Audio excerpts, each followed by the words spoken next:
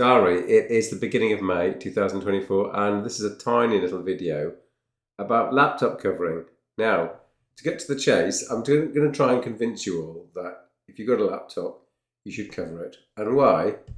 Well, as I'm about to write up in the article, at least in my world is full of imperfections and scratches, things that can scratch my laptop, and for that matter, my mobile phone. So two things that I would always have covered from now until eternity would be my mobile phone and the laptop.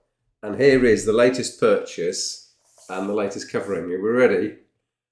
Ta-da! So this is a lovely Intel Apple MacBook Pro. And to safeguard my relatively new purchase at relatively small price, I have covered both the front and the back. So you can see the back is kind of carbon fibre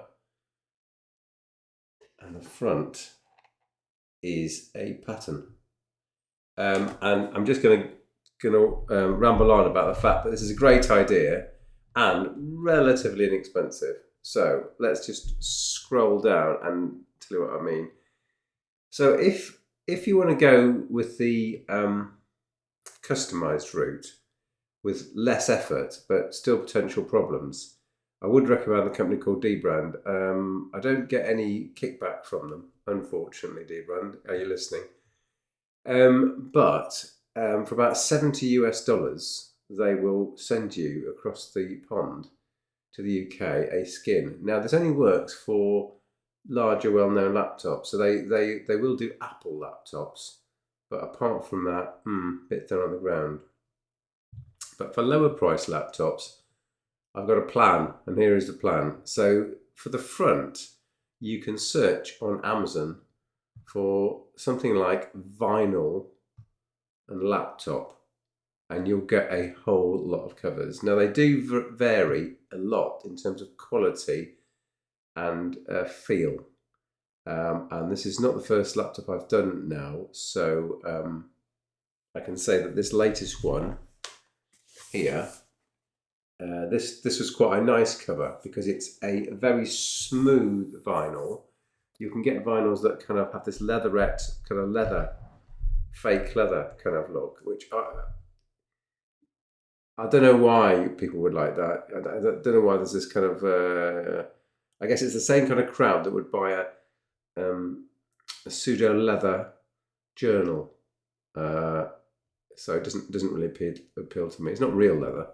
So anyway, this is a smooth surface, which I very much like. Now, a tip would be to not get a symmetric pattern, because my very clever partner pointed out to me, if you get a symmetric pattern, as I had on a previous laptop, you've got to cut it symmetric, otherwise it's going to look a bit wonky.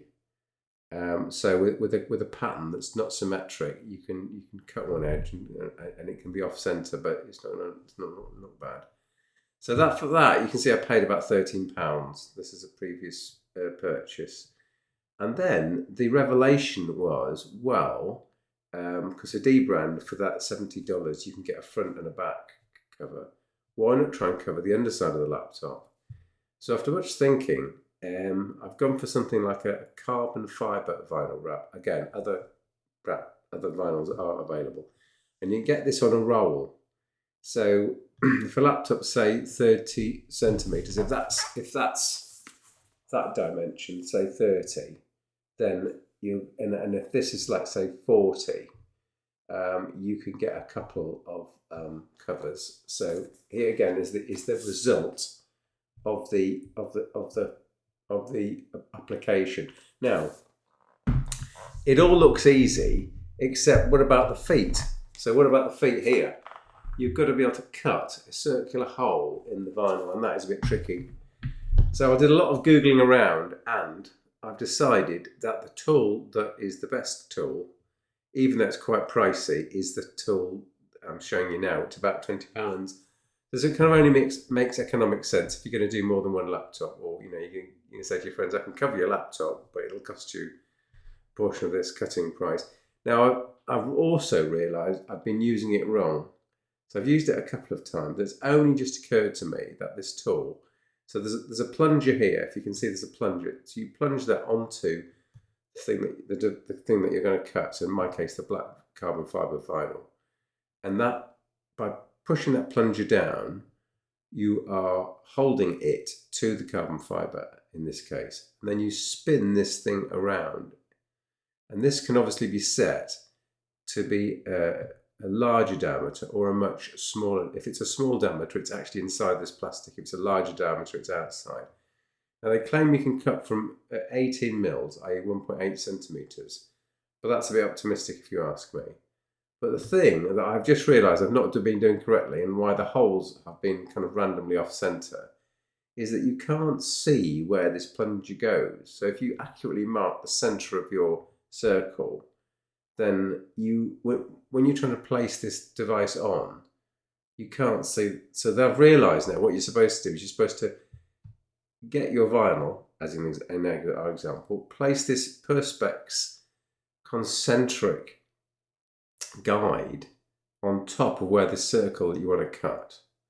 Increase the length of this knife so it includes, it'll go through and past this, let's say 1 millimeter plastic guide, and start to cut the vinyl. And then this way, so you put this vinyl down, you can then center it over the top using this guide, and then you place this in the center where there's a hole.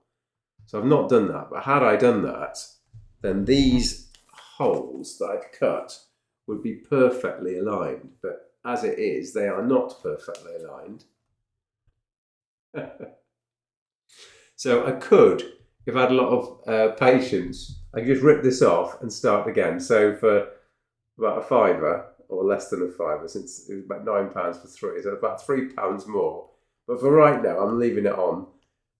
So my advice is that this is the best tool to use. You can get some that look like a bit like a protractor with a blade on one of the ends, but I really don't think for small circles that's going to work. Okay, so you almost know everything now. So I just thought I'd cover the other tools that I used and that I think are a good buy. And so these things on Amazon, these Stanley snap-off blade knives are freaking incredible. They are so sharp. They must be a hot seller in prisons because they are absolutely lethal.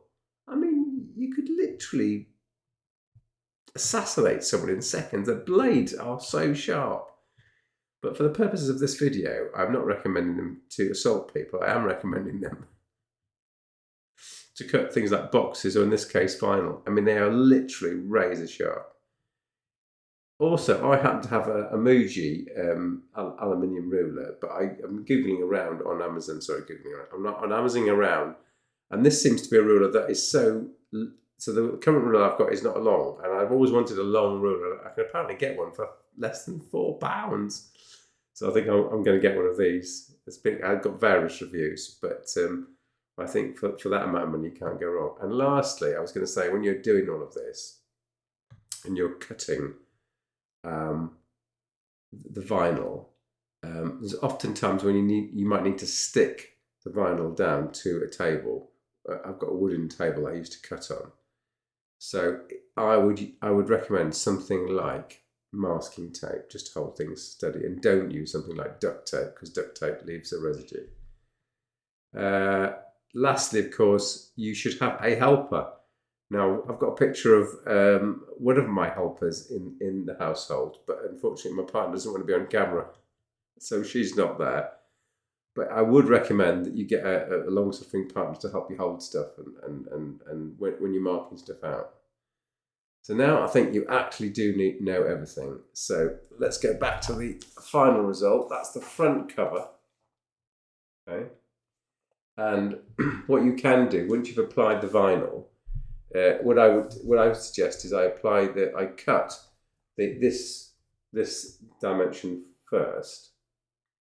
So I cut that edge, and then because I don't have a big enough guillotine, I cut this long edge. I mark it, and then I cut with this metal ruler and a pen, and then I cut it with that extremely sharp Stanley knife. So I cut one edge, as much as well as I can. And then you need to manually trim these corners with either a knife or scissors, and that's a bit awkward because these are rounds, and I have seen no way of doing that except by just using a pair of scissors.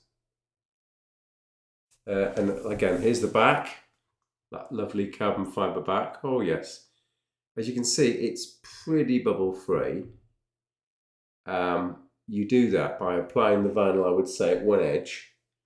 So you cut just a thin strip of the backing off, so it's sticky. You then align that one edge, and then with this metal ruler, as you pull off the backing, you press and get this large area bubble free with that metal ruler. So that's what I would recommend in terms of applying the back cover. As you can see, I think it looks pretty good. So we have now a pretty well protected, excluding the sides, super duper Apple laptop. Thanks for watching.